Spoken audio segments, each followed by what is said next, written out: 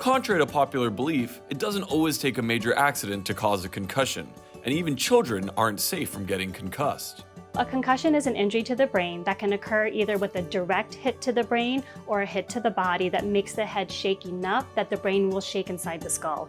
Even smaller bumps, like getting an elbow to the head during a basketball game, can traumatize the brain. And typically there's a lot of chemical changes and just some neuronal changes that happen in the brain, which gives them symptoms like headache and dizziness. A concussion is not like a broken bone. It won't show up on an X-ray, and signs of a concussion can vary.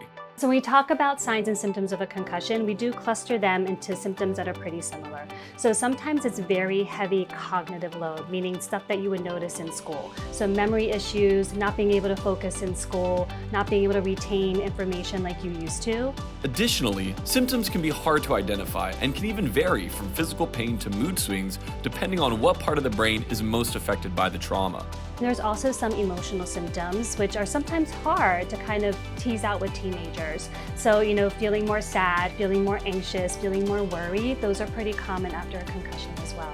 And then we have the symptoms that most people think about when you talk about headache, dizziness, blurry vision, neck pain. Those are kind of the more physical symptoms that we notice in kids.